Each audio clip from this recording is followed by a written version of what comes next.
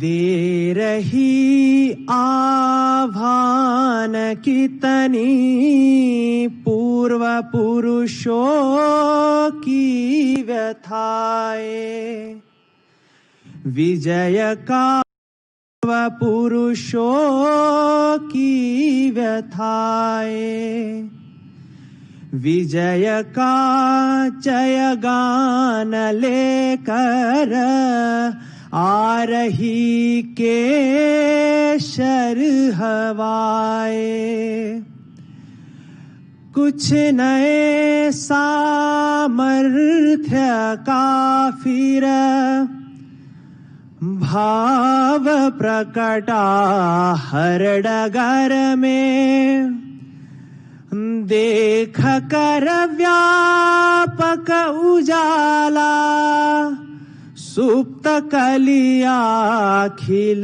रही है, शक्ति की आराधना की भावना जगने लगी है, विजिगीषा की गंध लेकर चेतना विकसित हुई है।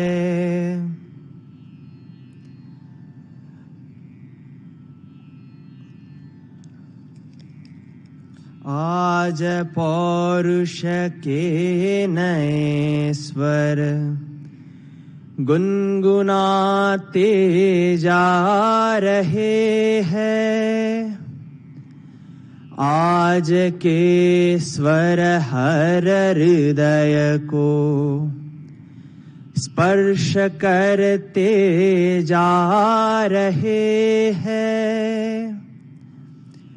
हर नवीन उल्लास में हम स्वर्ण जीवन पा रहे हैं, आज के हर शब्द जीवन छंद रचते जा रहे हैं, ज्योति गरिमा जग रही है, हर मनुज के श्रांत मन में, हिंदुता फिर विजयता की अर्चना करने लगी है, शक्ति की आराधना की भावना जगने लगी है, विजिगीषा की गंध लेकर चेतना विकसित हुई है, राम शक्ति जागृता जब वानरी अक्षौहिणी ले चली है जय पताका कृष्ण की नारायणी,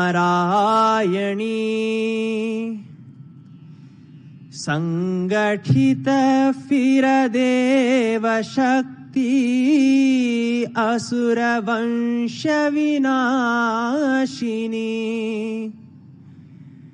शक्ति की साकार यमुना धर्म की मंदाकिनी, ज्ञान रवि का तेज बिखरा हर्ष छाया जन हृदय में, राष्ट्र शंभु विश्व पूजित अस्मिता सजने लगी है, शक्ति की आराधना की भावना जगने लगी है। विजिगिषा की गंध लेकर चेतना विकसित हुई है। विजिगिषा की गंध लेकर चेतना विकसित हुई है।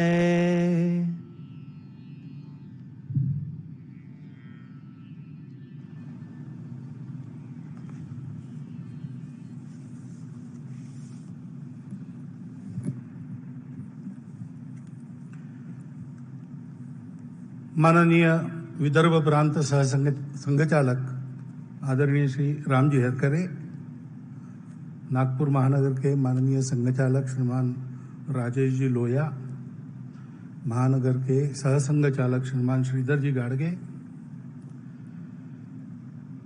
उपस्थित अधिकारी गण, मेरे सामने तथा ऑनलाइन पर उपस्थित सभी आत्मीय स्वयंसेवक बंधु, श्रद्धेय संतवृंद, नागरिक सज्जन, माता भगिनी,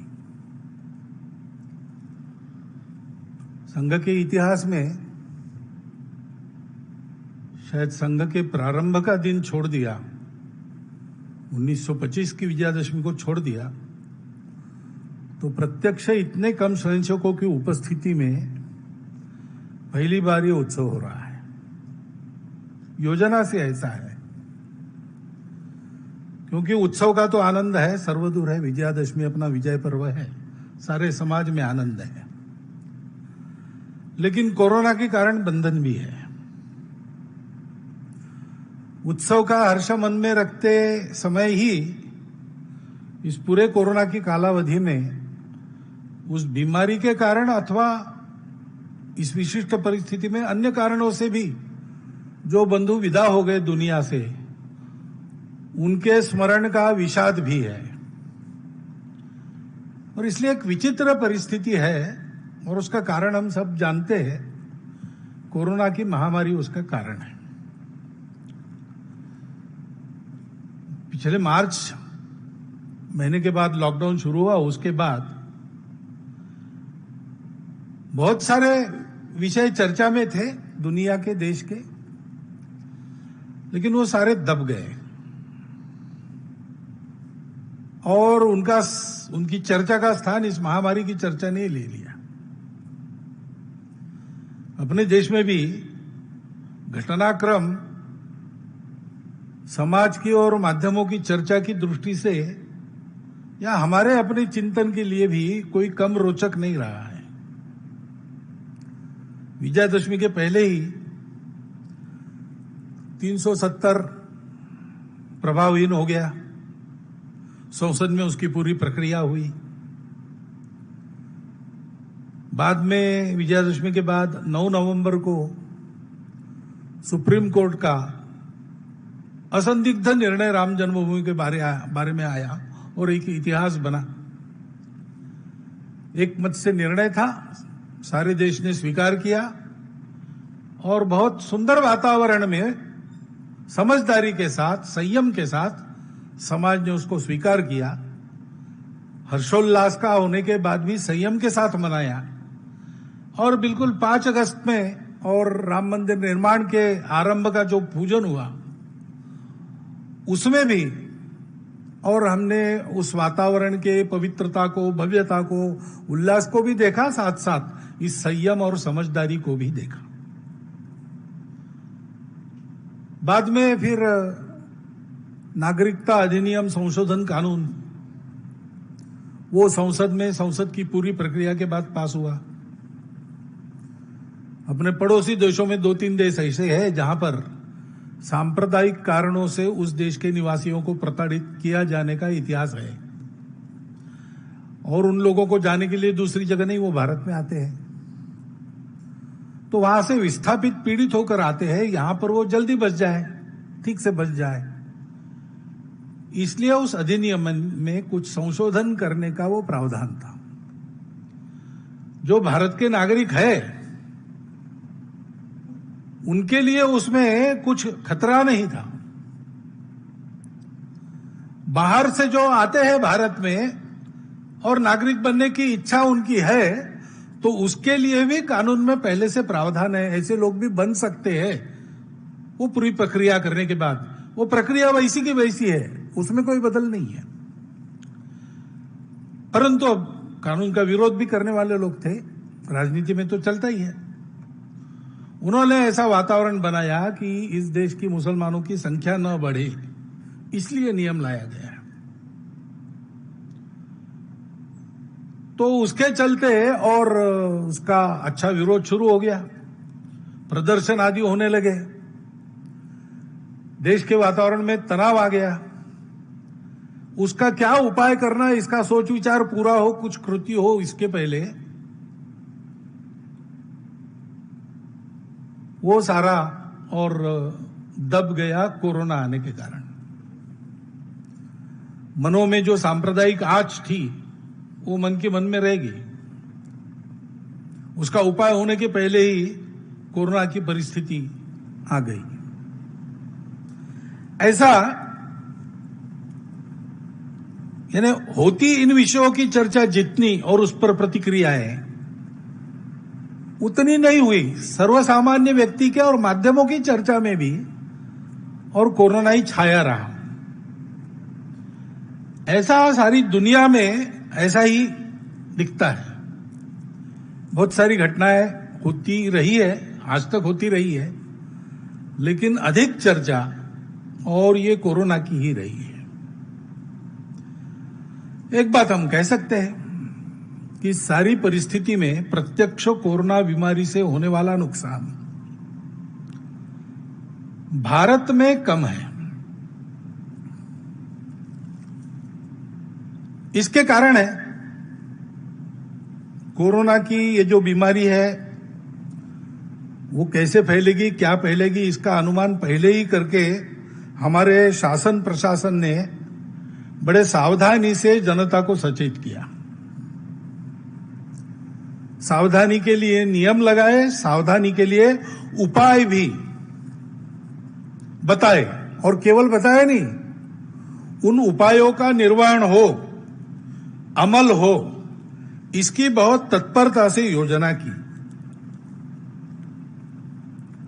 माध्यमों की भी सहायता इसमें हुई।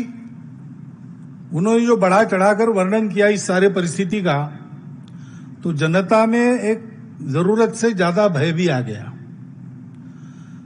लेकिन उसका लाभ भी यह हुआ कि इन सब नियमों का पालन करने में जनता अतिरिक्त सावधान रही।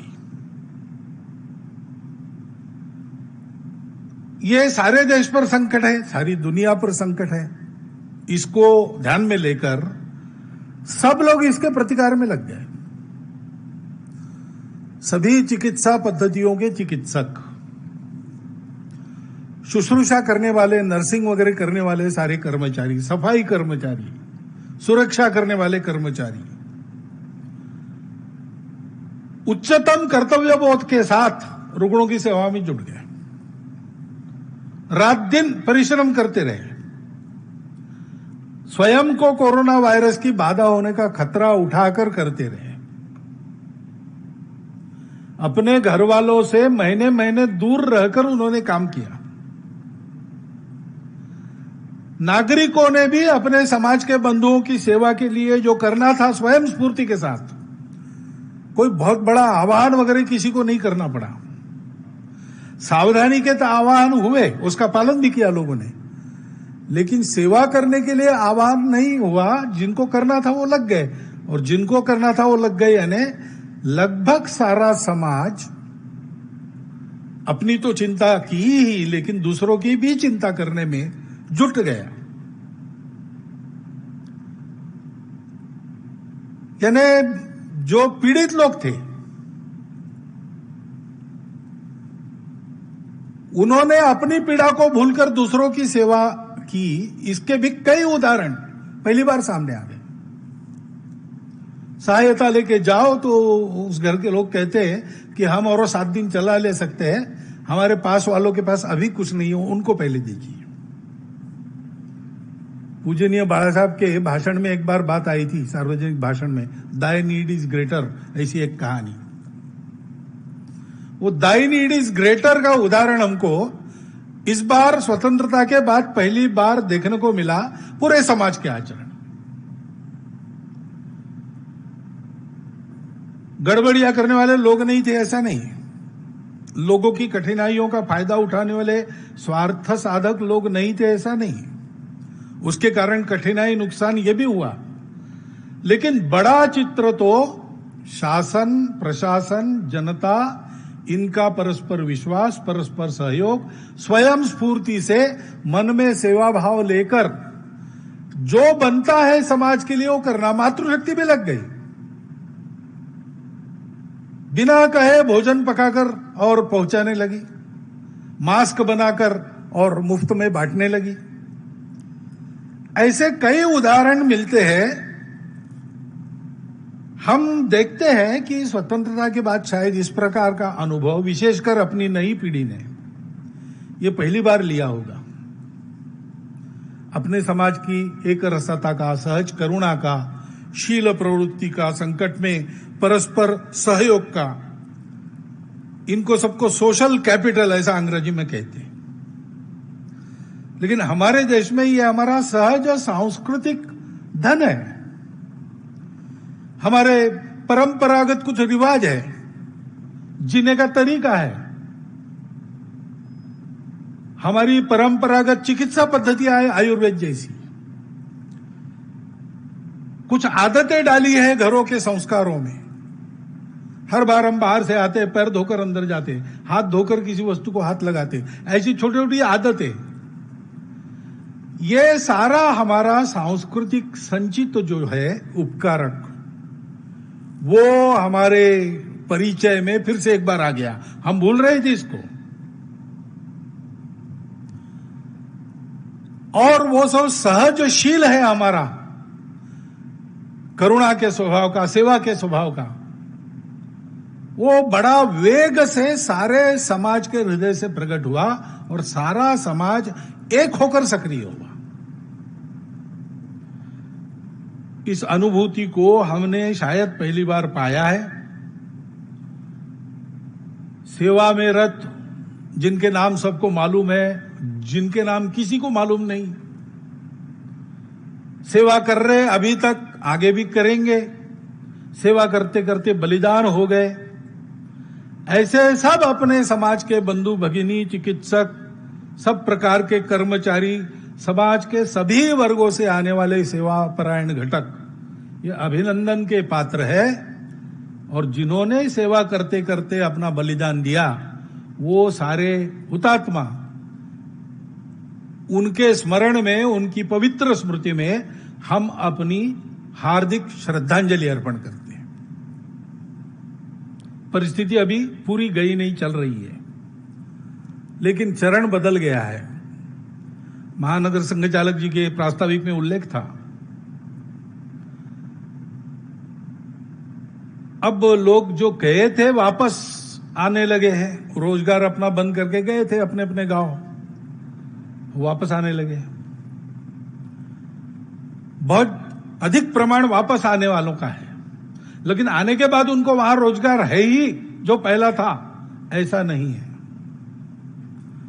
हो सकता है उनको अपना रोजगार बदलना पड़ेगा, नए रोजगार का प्रशिक्षण लेना पड़ेगा। बहुत सारे वापस हो गए, लेकिन सब वापस नहीं हो गए, इसलिए वहां भी कुछ खाली जगह होगी। वहां पे जो रोजगार है वो रोजगार सिखाने की व्यवस्था चाहिए। जो अपने गांव में ही रहने का निश्चय करके वहीं अभी टिके हैं या आसपास के छोटे शहरों में जाकर रोजगार ढूंढेंगे, उनके लिए भी रोजगार की समस्या है। रोजगार देना, रोजगार का प्रशिक्षण देना और रोजगार का सृजन करना, इस सेवा की आवश्यकता है। इतने दिन शिक्षा बंद रही, विद्यालय बंद रहे, फीस नहीं मिली, तो विद्यालय संचालकों के सामने फीस का पैसा न मिलने से स्कूल चलाने की समस्या है, शिक्षकों को वेतन कहां से देंगे इसकी समस्या है। शिक्षकों का वेतन बंद रहा तो अभी भी पूरा वेतन देने की सबकी स्थिति नहीं है, तो अब घर कैसे चलाएं इसकी समस्या उनके सामने है। छात्र पढ़ाई में पिछड़ गए ये एक बात है, और अब फिर से विद्यालयों में जाने लगेंगे तो जिनके रोजगार गए ऐसे अभिभावकों के पास उनकी फीस भरने के लिए पैसा नहीं है,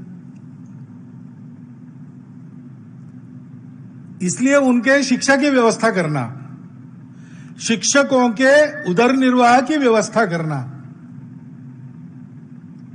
विद्यालयों के निर्वहन की व्यवस्था करना,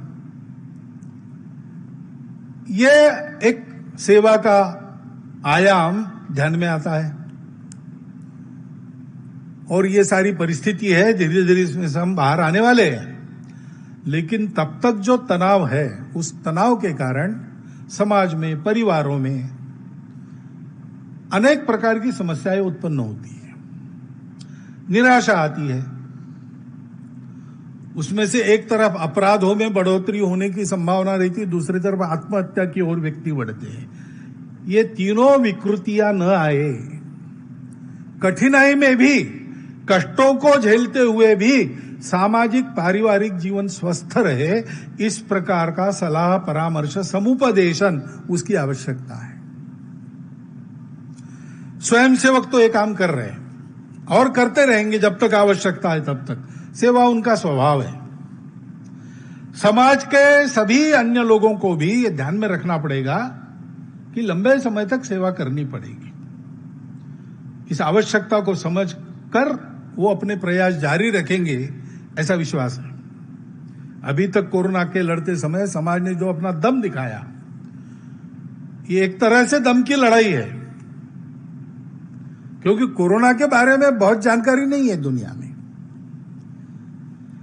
रूप बदलने वाला विषाणु है, इसकी घटना बदलती है, बहुत शीघ्र फैलता है, बहुत शीघ्र पकड़ता है, लेकिन हानि का प्रमाण कम है। हानि करने की उसकी क्षमता अन्य विषाणुओं के तुलना में कम है, इतना ही दुनिया में उसकी जानकारी है।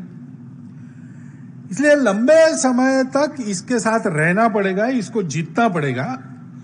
तो उस दम को कायम रखते हुए इस दम की लड़ाई में हम कोरोना को पराजित करेंगे, इस संकल्प के साथ वो सेवा जारी रखनी चाहिए। इस वातावरण के आर्थिक सामाजिक परिणामों से अपने बंधुओं का और स्वयं का बचाव करते रहना चाहिए। उसके लिए जो जो आवश्यक है वो सब करना चाहिए। कोरोना से डरने की आवश्यकता नहीं है, लेकिन सावधान रहना, दक्षताएं उनका पालन करना, इसकी आवश्यकता है। अब धीरे धीरे जीवन तो रुक नहीं सकता, बंद तो नहीं रह सकता, तो उसका खुलना प्रारंभ हो गया है। व्यवहार, सामाजिक व्यवहार, आर्थिक व्यवहार, ये सब शुरू हो रहे हैं और शुरू होने पड़ेंगे, रुकिए नहीं रह सकते। लेकिन ऐसा जब शुरू होता है तो कोरोना से बचने के सारे नियम अनुशासन और कोरोना से समाज को बचाने के लिए आवश्यक कर्तव्य, सेवा आदि, इसका निर्वाह हमको सतत करना पड़ेगा। ये दायित्व हम सभी का है। ये जो नया रूप समाज का हमने देखा, एकजुट खड़ा होकर, और जितना बड़ा संकट है उससे बड़ा रूप धारण किया समाज की सेवा ने, उसको जब हम देखते हैं तो कई और बातें ध्यान में आती हैं। अंतर्मुख होकर विचार हुआ, केवल अपने समाज में नहीं, सारे विश्व में ही ऐसा हुआ। सिंहावलोकन, आत्मावलोकन करने लगे लोग, और इसलिए एक शब्द बार बार सुनाई देता है आजकल, न्यू नॉर्मल, ऐसा कहते हैं। यानी क्या, किस परिस्थिति ने हमको कुछ अनुभव दिया, एक तो बात है कि कृत्रिम बातें जो हमारे जीवन में घुस गई थी वो हमको जबरदस्ती बंद करनी पड़ी, और ये ध्यान में आया है उनके बंद होने से नुकसान कुछ नहीं, फायदा है। अब कल ही एक बात सुनी, एक सज्जन के घर विवाह के लिए जाना है कुछ दिनों के बाद, लेकिन ये परिस्थिति चलेगी ऐसा मानकर उन्होंने और उसकी व्यवस्था की है। तो वर पक्ष वधू पक्ष दोनों की ओर से आने जाने वालों की संख्या कम है।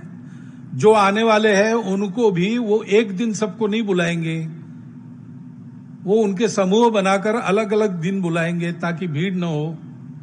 मास्क वगैरह सारी बातों का और व्यवस्था वगैरह सब ठीक रहेगी, देखेंगे। तो ये सब वो बता रहे थे कि आप आएंगे तब ऐसा देखेंगे, और उन्होंने कहा ये सब हुआ तो सारी फिजूल खर्ची हमारी टल गई, और हम दोनों तरफ के यानी वधू पक्ष और वधू पक्ष, वर पक्ष और वधू पक्ष दोनों को, और 3-4 लाख रुपए खर्चे की बचत हो गई। तो ऐसी बातें तो हमारे ध्यान में आई। हम जिन बातों के बिना रह नहीं सकते थे ऐसा हमको लगता था, उन बातों को छोड़कर हम रहे। आवश्यक क्या है, अनावश्यक क्या है, इसका आईना हमारे सामने खड़ा हो गया।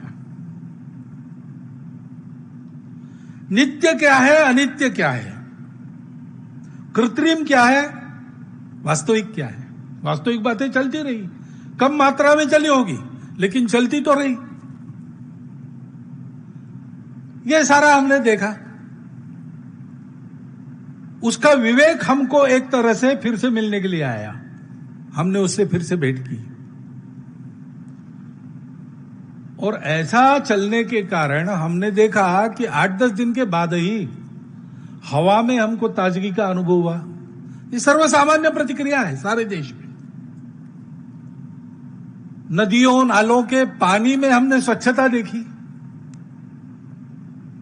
क्योंकि जो बातें बंद हो गई उसके कारण वहां गंदगी छोड़ना भी बंद हो गया। हमने अनेक प्रकार के पक्षी अनेक वर्षों के पश्चात फिर से खिड़की के बाहर हरियाली पर बगीचे में देखे। ये आनंद हमको मिला, अनावश्यक हमने छोड़ दिया, और जो आवश्यक हमने इन बातों के चलते दूर किया था, इसको भयवश क्यों न हो, मजबूरीवश क्यों न हो, अपनाया तो उसका आनंद हमको मिला। सारे विश्व में ये अनुभव है।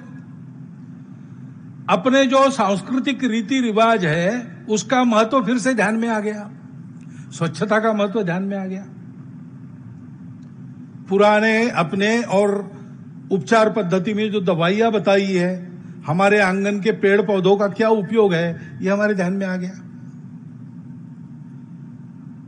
और इसलिए अभी विचार शुरू हो गया है कि ये जो पुराना उपयोगी हमने गलती से छोड़ दिया था, अभी फिर से मिल गया है।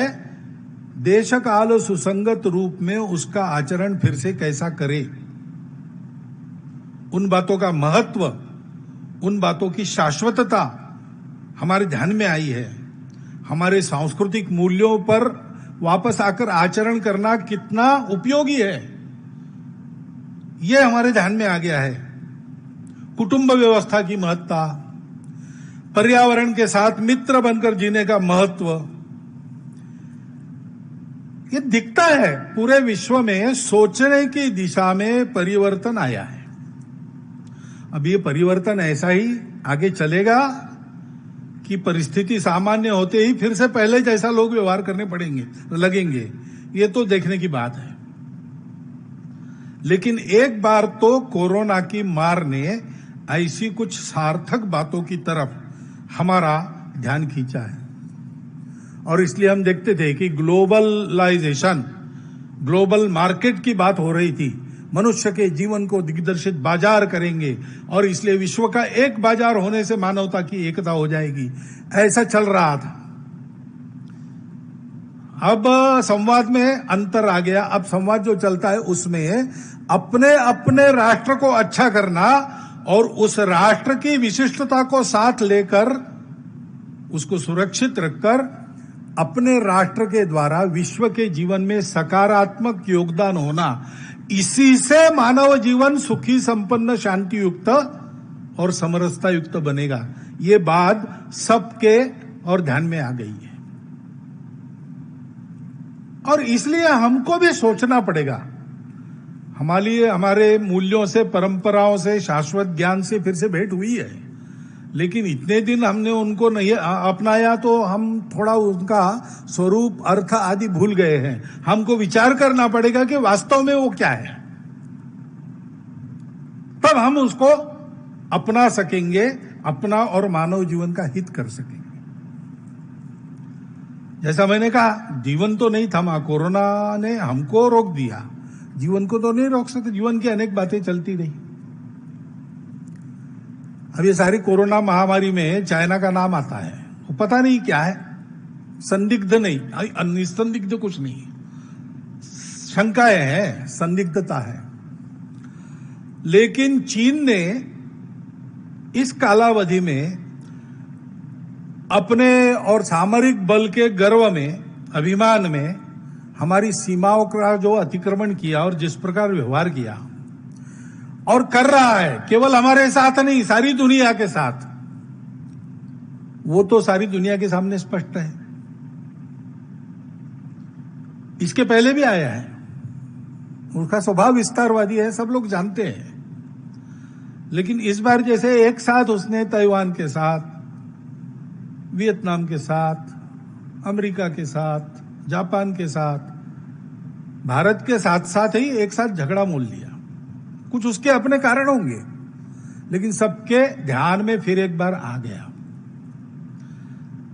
लेकिन और एक अंतर ऐसा है कि इस बार भारत ने उसकी जो प्रतिक्रिया दी, उसके कारण वो सहम गया, धक्का मिला उसको एक, क्योंकि भारत तन के खड़ा हो गया। भारत की सेना ने अपनी वीरता का परिचय दिया, भारत के नागरिकों ने अपने देशभक्ति का परिचय दिया। सामरिक और आर्थिक दोनों दृष्टि से वो ठिठक जाए, इतना धक्का तो उसको मिला है। और उसके चलते दुनिया के बाकी देशों ने भी चीन को अब डांटना शुरू किया है, खड़ा होना उसके सामने शुरू किया है।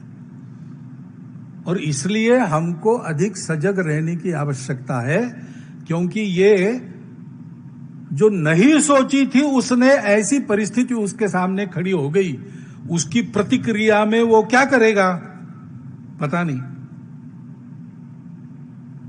और इसलिए इसका उपाय क्या है? सतत सावधानी, सजगता और तैयारी। सामरिक तैयारी में, आर्थिक अपनी स्थिति में, अंतर्राष्ट्रीय राजनय में, अपने संबंधों में और पड़ोसी देशों के साथ अपने संबंधों में हमको चाइना से शक्ति में, व्याप्ति में बड़ा होना पड़ेगा। दूसरा उपाय नहीं है, हमको ये करते रहना पड़ेगा। ऐसा करेंगे तो हम चाइना को रोक सकते हैं। पड़ोसी देश ब्रह्मदेश है, श्रीलंका है, बांग्लादेश है, नेपाल है, ये केवल हमारे पड़ोसी थोड़े हैं, ये तो हजारों वर्षों के साथ हमसे संबंधित, लगभग हमारी प्रकृति वाले, हमारे स्वभाव वाले देश हैं। तो इनके साथ जल्दी हमको जोड़ लेना चाहिए। मतांतर तो होते ही है, मतभेद होते हैं, विवाद के विषय भी होते हैं। सीमाएं जब लगती है तो विवाद होती ही है, घर एक दूसरे को लगता है तो कुछ तो विवाद छोटा बहुत रहता ही है।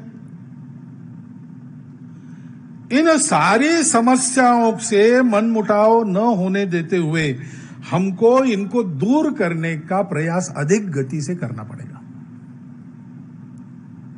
क्योंकि हम तो सबसे मित्रता करने वाले हैं, हमारा स्वभाव किसी से लड़ने का नहीं है।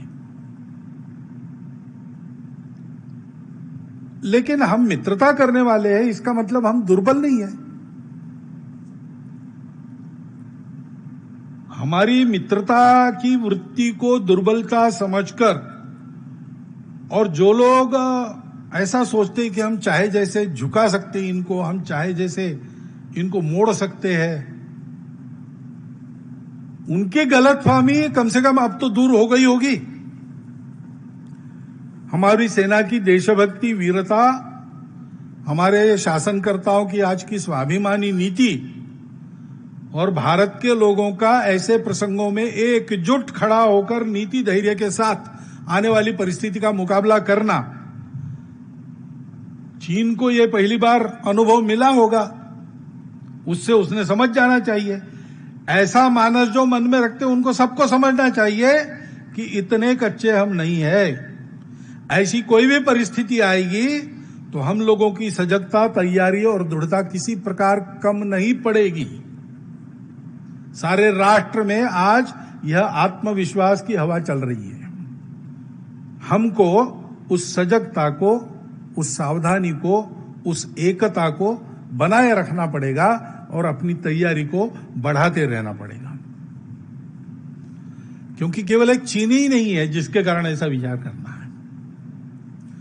अपने सीमाओं की बाह्य सुरक्षा जितनी महत्वपूर्ण है, उसी दृष्टि से, देश की सुरक्षा की दृष्टि से ही अंतर्गत सुरक्षा भी इतनी ही महत्वपूर्ण है।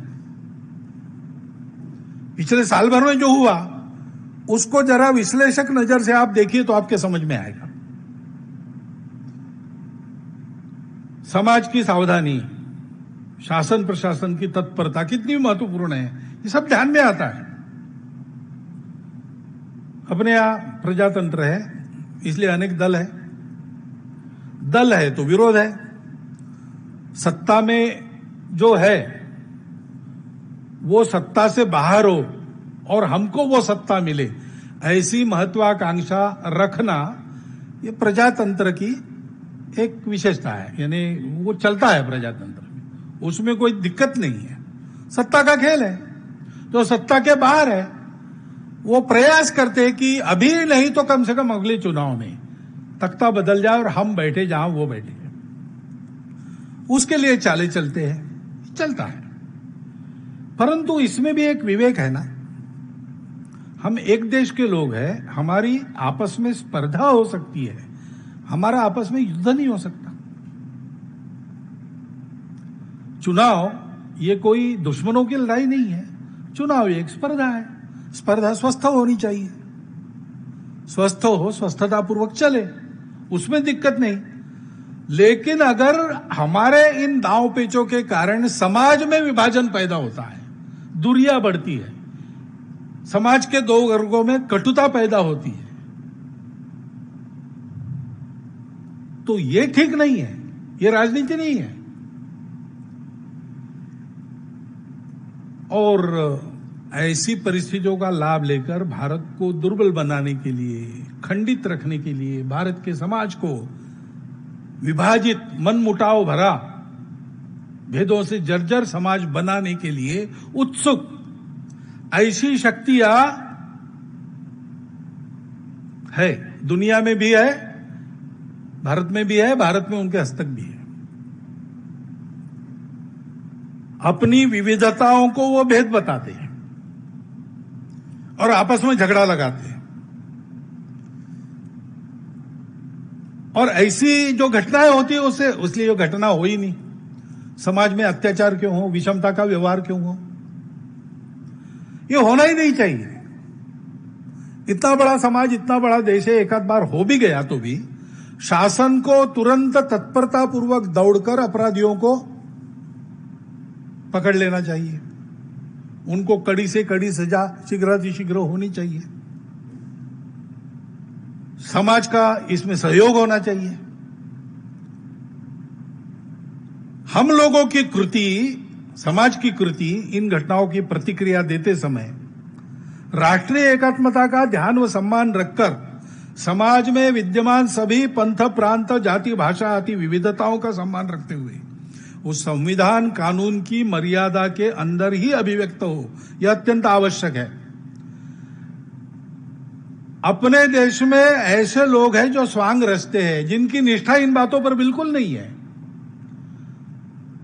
वो संविधान के विरुद्ध, कानून को ताक पर रखकर हिंसा करते हुए नजर आते हैं, भारत तेरे टुकड़े हो ऐसी घोषणा करते नजर आते हैं। लेकिन वो ऐसे प्रसंगों में अपने आप को संविधान, धर्मनिरपेक्षता आदि आदि के बड़े रखवाले बताकर और ये समाज को तोड़ने की कार्रवाई करते रहते हैं, समाज को उल्टी पट्टी पढ़ाते हैं।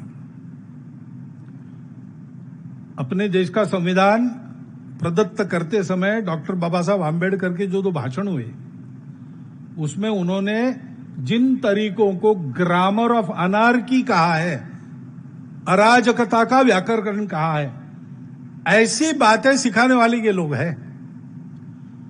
और ये लोग देश और समाज को तोड़कर दुर्बल रखने का उद्योग करते हैं उनके अपने निहित स्वार्थों के लिए। उनसे बचना समाज को सीखना पड़ेगा। वो भ्रम फैलाते,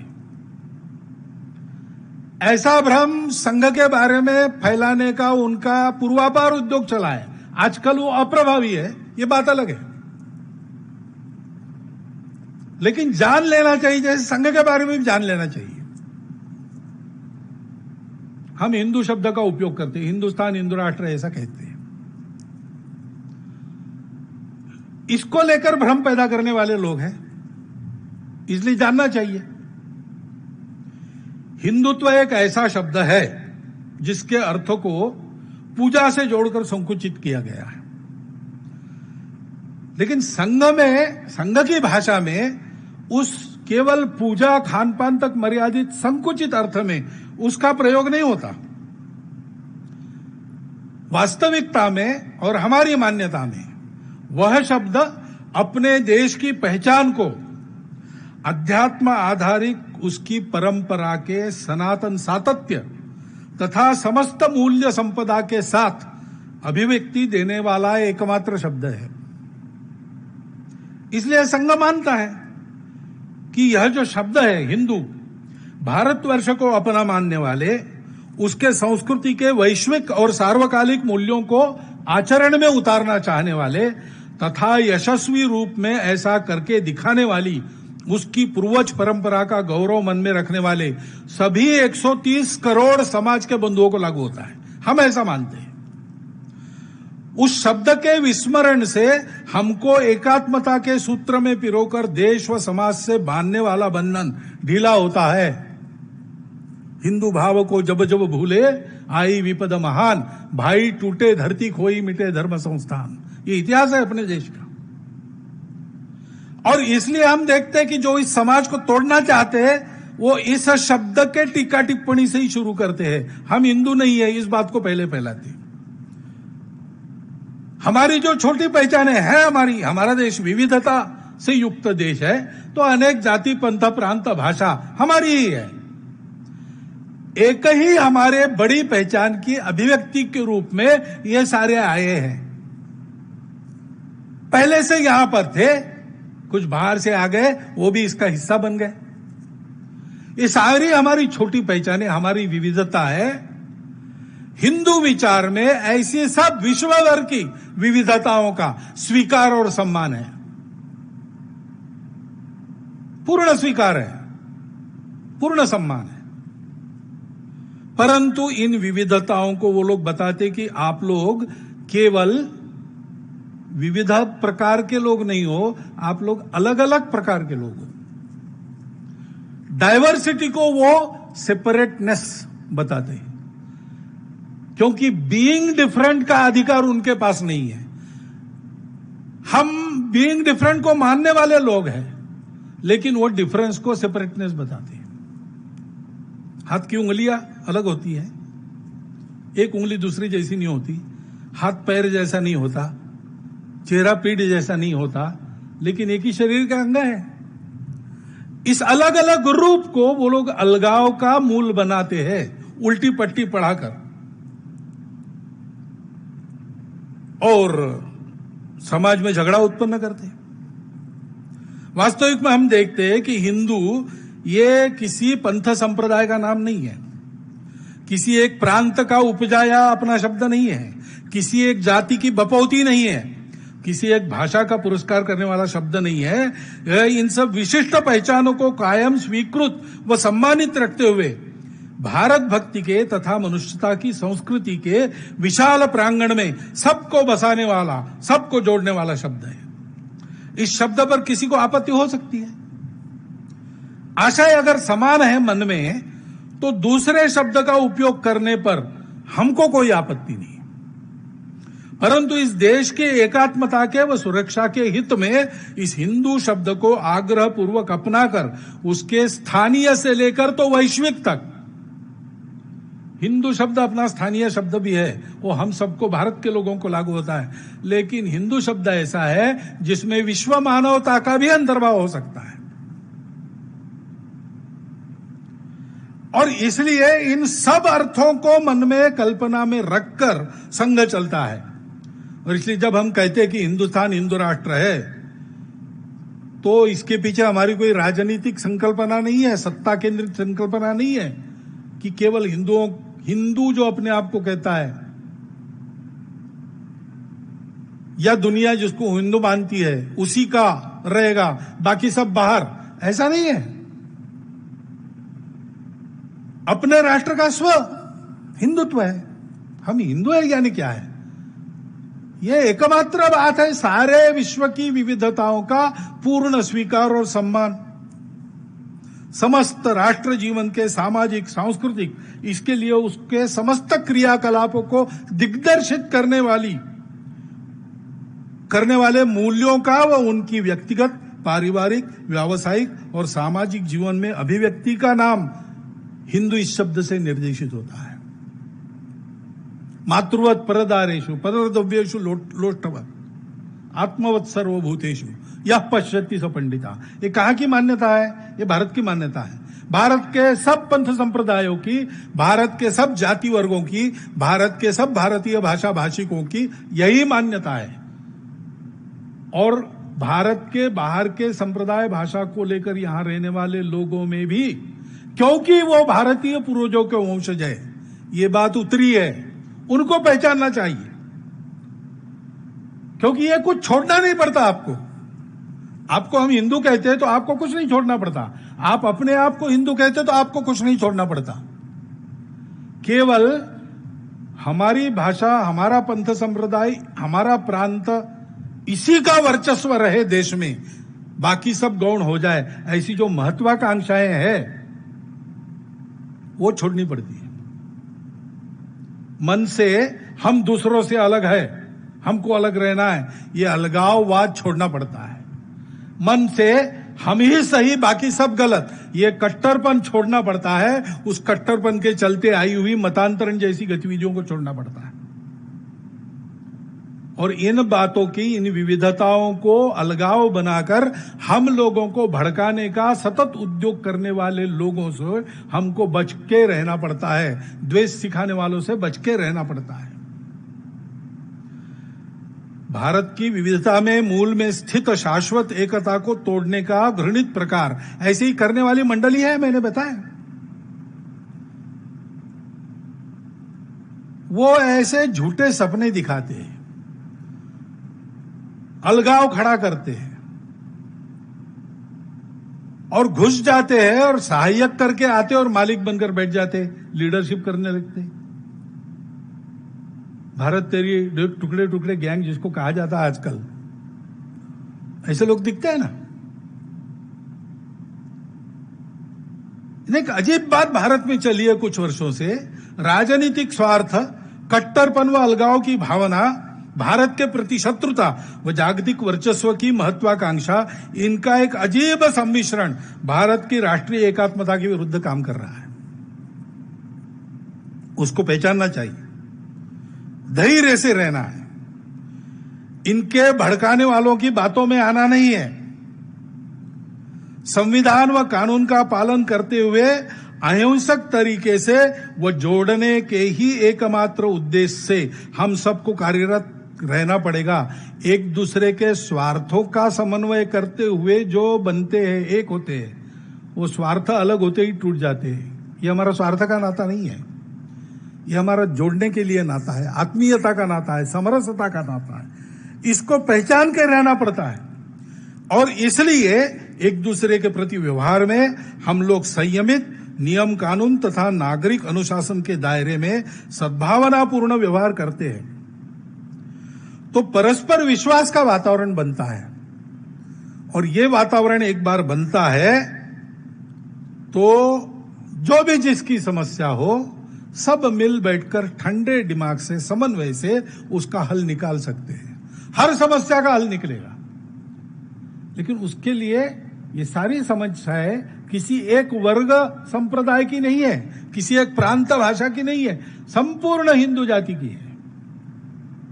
वैसे सारा समाज मिलकर आपस के सौहार्द के आधार पर, आत्मीयता समरसता के आधार पर, अपनेपन के आधार पर जब विचार करता है तब हर समस्या का हल निकलता है। ऐसा नहीं करते हैं, आपस में लड़ने लगते हैं, अविश्वास बनता है। आक्रामक भाषा, आक्रामक कृतियां, एक दूसरे के प्रति तिरस्कार की, द्वेष की कृतियां, इससे वातावरण कलुषित होता है, एक दूसरे पर विश्वास नहीं रहता। और जब विश्वास नहीं रहता तब समस्या क्या है ये समझ में भी नहीं आता, हल साधना तो दूर बात है।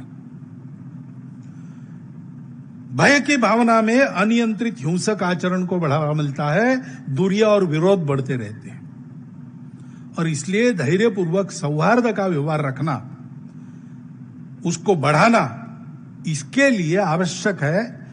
अपनी अपनी पहचान है, वो मान्य है, पूर्ण स्वीकार है, परंतु हम सबकी एक बड़ी पहचान है, भारत माता के पुत्र, भारतीय पूर्वजों के वंशज, भारतीय संस्कृति में पले बढ़े, उसको आगे संवर्धित करने के लिए जीने वाले हम सब।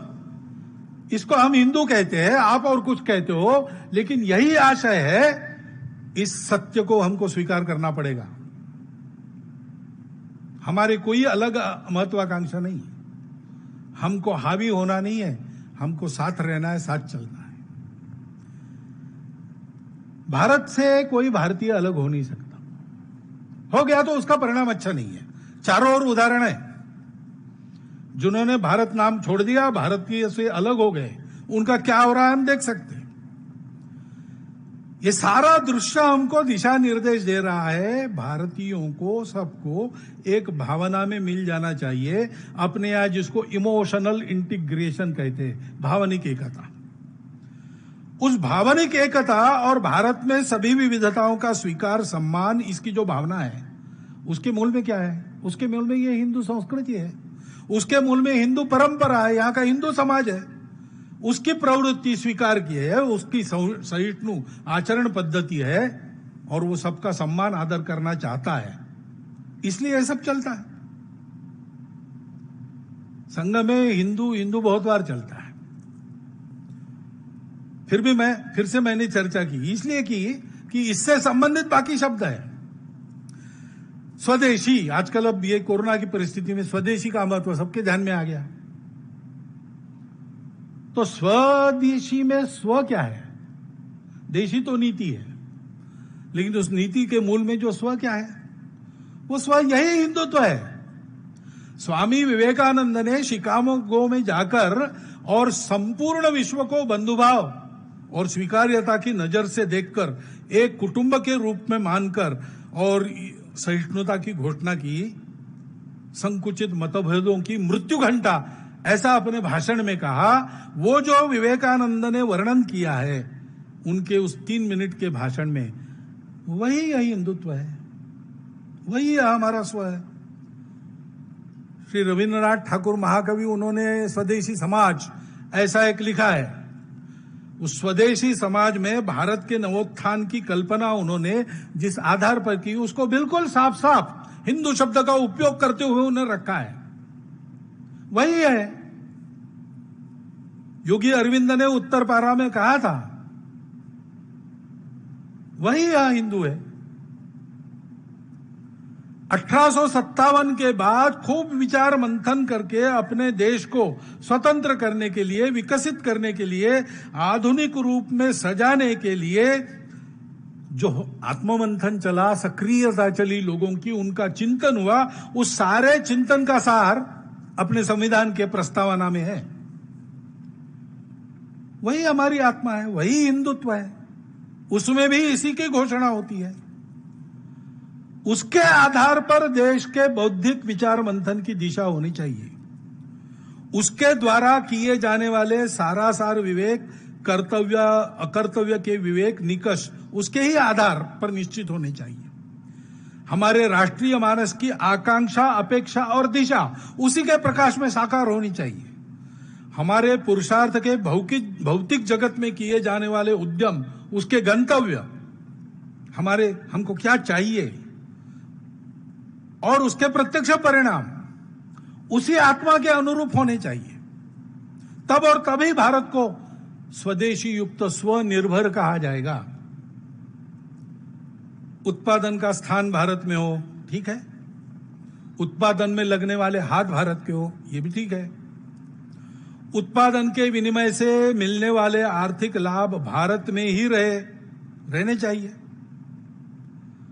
परंतु इससे केवल नहीं होता। उत्पादन करने के पीछे जो विचार है, ये सारा पुरुषार्थ करने के पीछे जो विचार है, वो स्व आधारित होना चाहिए। विनोबा जी ने इसीलिए कहा कि स्वदेशी यानी क्या? स्वावलंबन तो हम सब समझते हैं, उसका उन्होंने उपयोग किया, स्वदेशी यानी स्वावलंबन, लेकिन दूसरा शब्द उपयोग किया अहिंसा। ये कहां से आ गया भाई? स्वदेशी में अहिंसा कहां से आ गई? क्योंकि वो भारत की सनातन आत्मा का जीवन का मूल्य है। सत्य, अहिंसा, अस्त्य, अपरिग्रह, ब्रह्मचर्य। दत्तोपंत ठेंगड़ी ने कहा कि स्वदेशी केवल सामान और सेवा तक सीमित नहीं है। उसका अर्थ राष्ट्रीय आत्मनिर्भरता, हम समझ सकते हैं। राष्ट्रीय संप्रभुता, यह भी हम समझते हैं। लेकिन आगे उन्होंने बात कही, बराबरी के आधार पर अंतरराष्ट्रीय सहयोग की स्थिति। अंतरराष्ट्रीय व्यापार में लेन देन को उन्होंने ना नहीं कहा है। हम ऐसे बने इसलिए बराबरी से बात करके अपनी शर्तों के आधार पर हम कंपनियों को बुलाते हैं। हमारे लिए अपरिचित कोई टेक्निक है, वो लाने के लिए हम कुछ सहूलियत देते हैं, उसकी मनाही नहीं है। लेकिन भारत की दूसरी विशेषता है, वो सहचिंतन में विशेष विश्वास करता है। तो ये निर्णय सारे सहमति बनकर होने चाहिए। स्व का अवलंबन तो अभिप्रेत है। हमारी दृष्टि के आधार पर हम अपने गंतव्य को और गंतव्य तक जाने के रास्ते को निर्देशित करते हैं। उसी दौड़ में शामिल होकर जिसमें दुनिया भाग रही है, उसमें हम जीत जाते हैं तो पराक्रम तो निश्चित है, लेकिन उसमें स्व नहीं है। यानी इतनी सारी चीनी मिलें अपनी चलती है, तो बहुत सारा अल्कोहल बना के हम शराब के नंबर 1 एक्सपोर्टर बन गए, तो एक्सपोर्ट का लाभ तो हमको मिलेगा और नंबर 1 तो हम हो जाएंगे।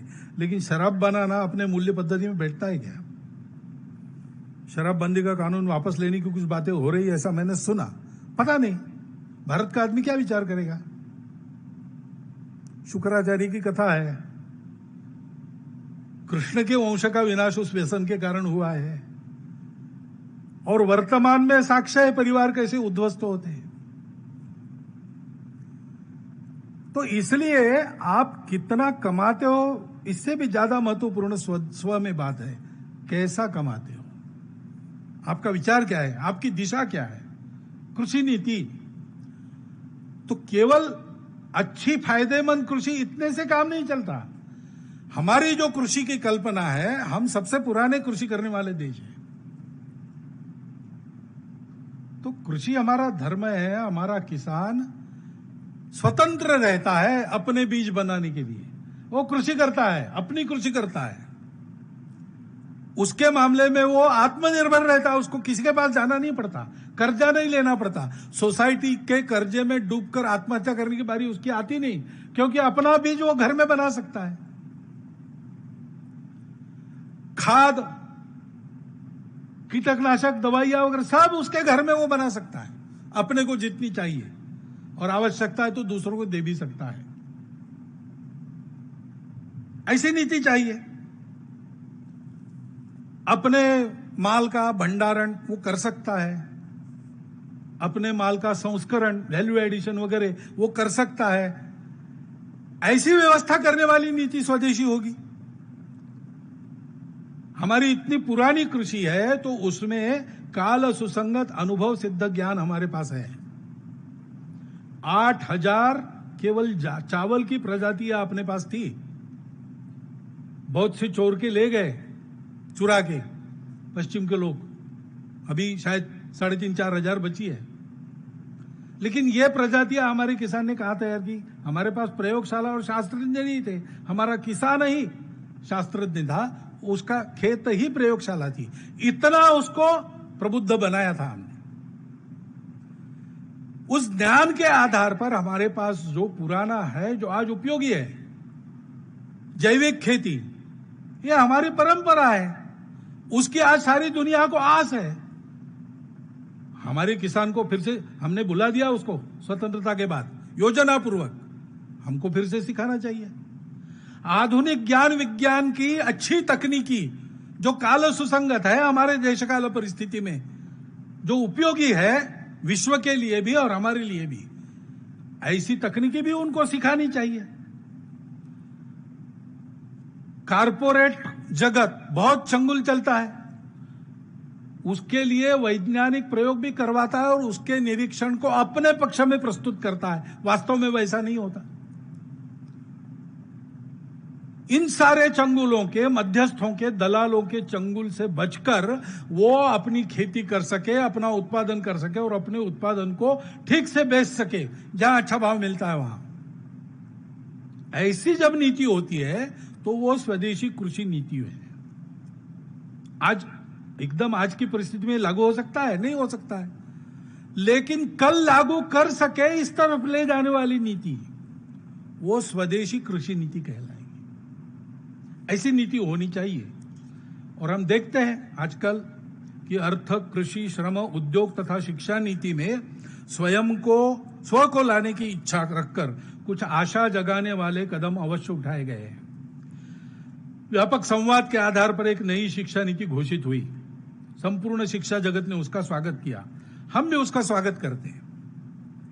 वोकल फॉर लोकल की घोषणा है, हम उसका स्वागत करते हैं, क्योंकि स्वदेशी की संभावना से भरा हुआ एक अत्यंत अर्थपूर्ण उत्तम प्रारंभ है। लेकिन इसका क्रियान्वयन पूरा करना पड़ेगा और तब तक बहुत बारीकी से ध्यान रखना पड़ेगा। करने वाले सब लोग अगर स्वदेशी से सुपरिचित है तो वो ठीक हो सकेगा। इसलिए स्व का या आत्म तत्व का विचार हमको इस व्यापक परिप्रेक्ष्य में सबको आत्मसात करना पड़ेगा, तब ये बातें आगे ठीक चलेगी। हमारे भारतीय विचार में जैसा मैंने कहा, सहमति को महत्व है, संघर्ष से प्रगति हम नहीं मानते। हाँ, संघर्ष का स्थान है, अन्याय निवारण का अंतिम उपाय हमने संघर्ष को माना है, वो तब मान्यता देते हैं। लेकिन विकास और प्रगति हमारे यहां समन्वय के आधार पर सोची गई है। इसलिए हमारे यहां किसान स्वतंत्र है, अपनी खेती खुद करता है। उसकी स्थिति ऐसी है कि उसको किसी की जरूरत नहीं। लेकिन वो जो खेती करता है वो दुनिया को खिलाने के लिए करता है, अपने लाभ के लिए नहीं करता। खेती करता है तो एक जमाना ऐसा था, खेती सबसे अच्छी, लेकिन सबसे अच्छी खेती जब थी तब किसान वो सबसे अच्छी है, अधिक फायदा देने वाली इसलिए नहीं करता था, वो सबको खिलाने के लिए। कि खेती करना हमारा धर्म है इसलिए करता था, समाज की धारणा करने के लिए करता था। क्योंकि ये मन की आत्मीयता, सबके प्रति आत्मीयता की भावना के आधार पर एक ही राष्ट्र पुरुष के अंग के रूप में परस्पर निर्भरता से चलने वाली व्यवस्था बनाकर वो चलता था। सभी का लाभ, सभी का सुख ये साधता था। ये जो आत्मीयता और विश्वास की भावना है वो नीति बनाते समय जैसे शिक्षा नीति में हुआ, सभी संबंधित पक्षों और व्यक्तियों से व्यापक विचार विनिमय होकर परस्पर सकारात्मक मंथन, उससे सहमति बनती है, उससे निकलती है। सबके साथ संवाद, उसमें से सहमत, उसका परिणाम सहयोग। इस प्रक्रिया के कारण विश्वास, अपने आत्मीय जनों में, समाज में यश, श्रेय आदि प्राप्त करने की यही प्रक्रिया बताई है ना। समानो मंत्र समिति समानी समानम मनः सह चित्तमेषाम समानम मंत्रम अभिमंत्रये वह समानेन वो हविषा जुहोमि। हम लोगों का सौभाग्य है कि आज के राजनीतिक नेतृत्व के से हम इन अपेक्षाओं को कर सकते हैं। समाज और शासन के बीच एक और स्तर है प्रशासन का। वो पर्याप्त संवेदनशील और पारदर्शी होना चाहिए, तब यह कार्य अधिक अच्छी तरह संपन्न होगा। क्योंकि सहमति के आधार पर किए गए निर्णय बिना परिवर्तन के तत्परता पूर्वक जब लागू होते हैं, तब वह समन्वय और सहमति का वातावरण और मजबूत होता है। घोषित नीतियों का क्रियान्वयन आखिरी स्तर तक हो रहा है कि नहीं, कैसे हो रहा है, ये देखने की आवश्यकता हमेशा रहती है। उसके बारे में सजगता और नियंत्रण सदा आवश्यक रहता है। नीति निर्माण के साथ साथ उसके क्रियान्वयन में भी तत्परता व पारदर्शिता रहने से नीति में अपेक्षित परिवर्तन के लाभों को पूर्ण मात्रा में पा सकते हैं। सभी विचारवान लोगों का ध्यान अपने देश की आर्थिक दृष्टि में कृषि उत्पादन को विकेंद्रित करने वाले छोटे और मध्यम उद्योग, रोजगार सृजन, स्वरोजगार, पर्यावरण मित्रता तथा उत्पादन के सभी क्षेत्रों में शीघ्र स्वनिर्भर होने की आवश्यकता की तरफ आकर्षित हुआ है। इन क्षेत्रों में कार्यरत हमारे छोटे बड़े उद्यमी, किसान आदि सभी इस दिशा में आगे बढ़कर देश के लिए सफलता पाने के लिए उत्सुक है। उनकी इच्छा है हम कुछ अच्छा करें जिससे देश बड़ा हो। लेकिन बड़े देशों की प्रचंड आर्थिक ताकत के आगे वो थोड़े दुर्बल है। उस स्पर्धा में शासन को उनको सुरक्षा कवच देना पड़ेगा। कोरोना की परिस्थिति के चलते 6 महीनों के अंतराल के बाद फिर खड़ा होने के लिए सहायता देने के साथ ही वह पहुंच रही है, यह भी सुनिश्चित करना पड़ेगा। हमारे स्व की दृष्टि के आधार पर हम आगे बढ़ेंगे, ये सारी बातें करेंगे, तो ये सारे हमारे जो स्वप्न है परम वैभव संपन्न विश्व गुरु भारत के, वो सत्य में उतरेंगे, अवश्य उतरेंगे। लेकिन ये ध्यान रखना पड़ेगा, नहीं तो उनमें फिर अधूरापन रहेगा। लेकिन अब ये शासन नीति वगैरह इसकी चर्चा ठीक है, परंतु मुख्य दायित्व, मूलभूत दायित्व, गुरुतर दायित्व समाज का होता है। ये जो स्व का महत्व हमारे ध्यान में आया है, राष्ट्रीयता का, सांस्कृतिक मूल्यों की महत्ता का, पर्यावरण का विचार, उसके प्रति कृति की तत्परता, ये ढीली नहीं पड़नी चाहिए। कोरोना चला जाएगा हम भूल जाएंगे, ऐसा नहीं होना चाहिए। ये तब संभव होगा जब संपूर्ण समाज निरंतर अभ्यास इसका करेगा और ये अपने स्वभाव में लाएगा। उसके लिए क्या करना, इसका विचार करना चाहिए। अभी गीत में आपने सुना, छोटी छोटी कृतियों से बड़ी बातें। हम अपने छोटे छोटे आचरण की बातों में परिवर्तन लाने का क्रम बनाते हैं। नित्य इन सब विषयों के प्रबोधन के उपक्रम चलाकर हम अपने आदत के इस परिवर्तन को कायम रखकर आगे बढ़ा सकते हैं। प्रत्येक परिवार, कुटुंब इसकी इकाई बन सकता है। हमको अब कुटुंब प्रबोधन पर सबको ध्यान, अपने कुटुंब के प्रबोधन पर ध्यान देना चाहिए, और जिनको बनता है वो और कुटुंबों को भी इसमें शामिल करें। लेकिन अपने कुटुंब से प्रारंभ करना, जैसा मैंने पहले भी कहा था एक बार कि एक दिन आनंद के साथ घर में आकर श्रद्धा के अनुसार भजन और इच्छा के अनुसार भोजन आनंद से करना, सब ने एकत्र आकर, जितने भी वहां परिवार के लोग रहते हैं, और उसके बाद बैठकर 2-3 घंटा गपशप करना, चर्चा करना। उस चर्चा में से जो फलित निकलता है, कुछ करने की बातें निकलती है, उनको अगले हफ्ते तक लागू करना। अगले हफ्ते में और चर्चा और संकल्प। ऐसा आगे बढ़ते हैं तो ये बातें लागू होती, क्योंकि बातें तो है पुराने समय से चलती आ रही, कुछ बातें तो प्रयोग से हमको ध्यान में आई, उपकारक है, लेकिन सभी बातें ऐसी होंगी ऐसा नहीं। और बिना परीक्षा के कुछ भी स्वीकार नहीं करना। कोई बात नहीं है इसलिए भी अच्छी नहीं है, और पुरानी है इसलिए भी अच्छी नहीं है। बात का उपकारक होना, उपयुक्त होना नएपन पुरानेपन पर निर्भर नहीं करता। और इसलिए कहते हैं संतः परीक्षान्यतरत भजन्ते मूढ़ पर प्रत्ययनीय बुद्धि। परीक्षा करके बातों का स्वीकार होना चाहिए।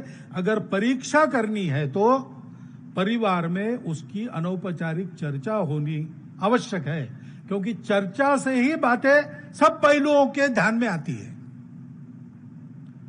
निर्णय देंगे तो हो सकता है गलती हो जाए, लेकिन सब लोग मिलकर पूरी उसकी छानबीन करते हैं, सब दृष्टियों से देखते हैं और उसके बाद अगर स्वीकार करते हैं तो गलत होने की संभावना बिल्कुल नहीं रहती।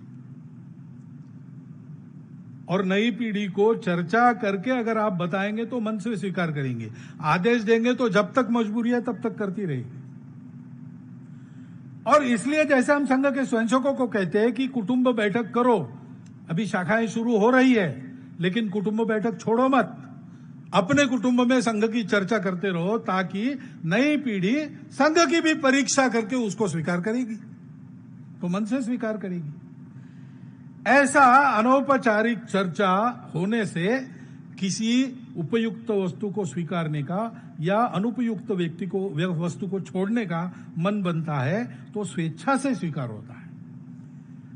छोटे छोटे विषय, अपने घर का रखरखाव, अपने घर की साज सज्जा, अपने कुटुंब की गौरव परंपरा, अपने कुटुंब में काल सुसंगत क्या रीति रिवाज चलते आए हैं, अपनी कुल रीति क्या है, इसकी चर्चा कर सकते हैं। पर्यावरण का विषय, अपने घर में पानी का बचाकर उपयोग हो, अपने हाथ की बात है। अपने घर में कम से कम सिंगल यूज प्लास्टिक बिल्कुल न रहे, हम कर सकते हैं। अपने घर में जगह नहीं है तो गमलों में फूल सब्जी पौधे कुछ उगाओ, आंगन है तो हरियाली, सब्जी का बगीचा, यहां से लेकर तो और वृक्षारोपण के उपक्रम कार्यक्रम तक कृति में शामिल होना। क्योंकि ये अभी महानगर संघ चालक जी ने कहा कि रोज का समय, रोज का धन और रोज का श्रम अपने लिए तो लगता है, परिवार के लिए तो लगता है, समाज के लिए कितना लगता है। परिवार में चर्चा हो, सब लोग अपना संकल्प करें। ऐसे कार्यक्रमों में, प्रबोधन के उपक्रमों में जाना, इसकी आवश्यकता है। रक्तदान है, नेत्रदान है, वृक्षारोपण है, जल संधारण है, अनेक प्रकार की सेवाएं, कितनी ही बातें समाज में हम कर सकते हैं, उसकी चर्चा होनी चाहिए। सारा समाज हमारा है तो सारे समाज में हमारे मित्र है कि समाज के एक विशिष्ट वर्ग में है। हम लोगों का जिनके घर में जाना आना होता है परिवारों में, वो केवल एक वर्ग के हैं, केवल विशिष्ट वर्गों के हैं, कि संपूर्ण समाज के सभी वर्गों में हमारे मित्र हैं। हम उनके घर जाते कुटुंब सहित, वो हमारे घर आते कुटुंब सहित। ये कैसे हो सकता है? सामाजिक समरसता के प्रारंभ की दृष्टि से सबसे महत्वपूर्ण बात है, भाषण बहुत होते हैं, छोटी कृतियों से प्रारंभ करके परिवर्तन आता है। उस परिवर्तन को लाने के लिए ऐसा योगदान अपना कुटुंब दे सकता है। ऐसे छोटे छोटे उपक्रमों के द्वारा व्यक्तिगत जीवन में सद्भाव, शुचिता, संयम, अनुशासन सहित मूल्याधारित आचरण का विकास कर सकते हैं। उसके परिणाम स्वरूप हमारा सामूहिक व्यवहार भी नागरिक अनुशासन का पालन करते हुए परस्पर सौहार्द बढ़ाने वाला व्यवहार हो जाता है।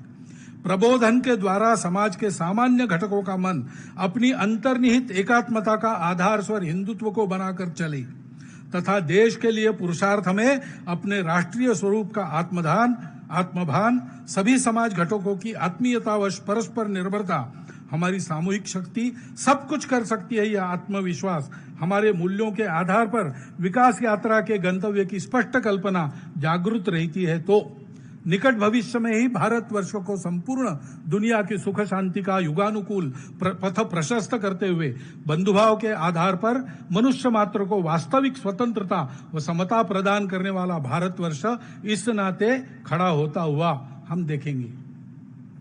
ऐसे व्यक्ति व कुटुंबों के आचरण से संपूर्ण देश में बंधुता, पुरुषार्थ तथा न्याय नीति पूर्ण व्यवहार का वातावरण चतुर्दिक खड़ा करना पड़ेगा। यह प्रत्यक्ष में लाने वाला कार्यकर्ताओं का देशव्यापी समूह खड़ा करने के लिए ही 1925 से राष्ट्रीय स्वयंसेवक संघ कार्य कर रहा है, क्योंकि इस प्रकार की संगठित स्थिति ही समाज की सहज, स्वाभाविक व स्वस्थ अवस्था है। शतकों के आक्रमण ग्रस्तता के अंधकार से मुक्त हुए अपने इस स्वतंत्र राष्ट्र के नवोदय की पूर्व शर्त यह समाज की संगठित अवस्था है। इसी को खड़ा करने के लिए हमारे महापुरुषों ने प्रयत्न किए। स्वतंत्रता के पश्चात इस गंतव्य को ध्यान में लेकर ही उसको युगानुकूल भाषा में परिभाषित कर उसके व्यवहार के नियम बताने वाला संविधान हमें मिला है। उसको यशस्वी करने के लिए पूरे समाज में यह स्पष्ट दृष्टि, परस्पर समरसता, एकात्मता की भावना तथा देश हित को सर्वोपरि मानकर किया जाने वाला व्यवहार इस संघ कार्य से ही खड़ा होता है। इस पवित्र कार्य में प्रामाणिकता से, निस्वार्थ बुद्धि से व तन मन धन पूर्वक देश भर में लक्षावधि स्वयंसेवक इस अभियान के इसका काम कर रहे। आपको भी, सभी नागरिक सज्जन माता भगिनियों को विनंती, आपको भी उनके सहयोगी कार्यकर्ता बनाकर देश के नवोत्थान के इस अभियान के रथ में हाथ लगाने का आह्वान करता हुआ मैं अपने शब्दों को विराम देता हूं। प्रश्न बहुत से, उत्तर एक, कदम मिलाकर बढ़े अनेक, वैभव के उत्तुंग शिखर पर सभी दिशा से चढ़े अनेक। भारत माता की जय।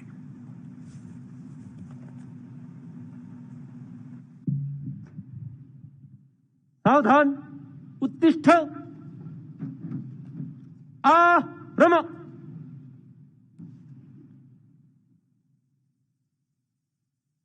संघ दक्ष, ध्वज प्रणाम, 1 2 3।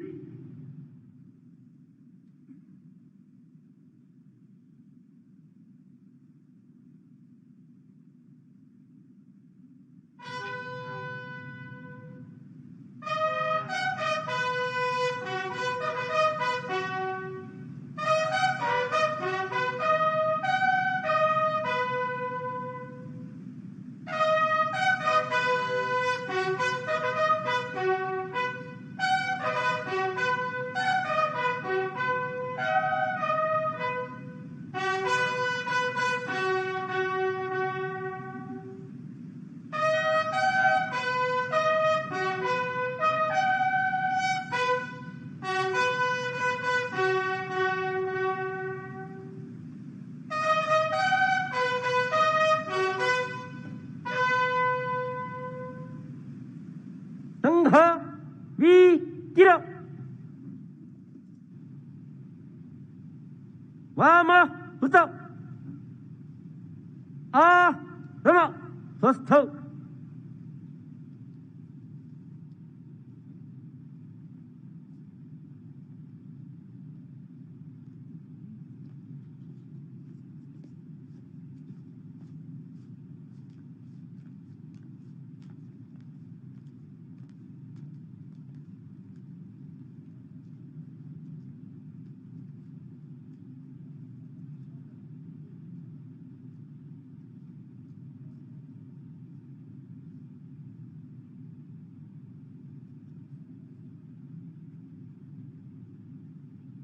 संघ दक्ष, विश्रम।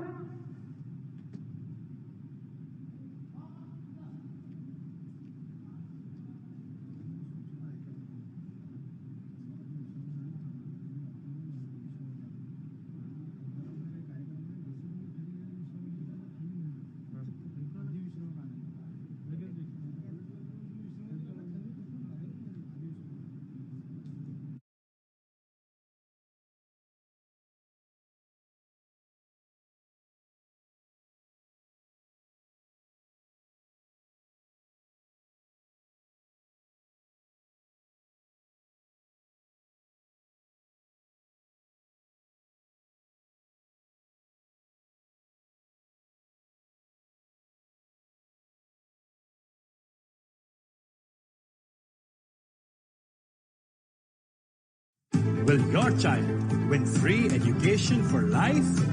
Book a free coding class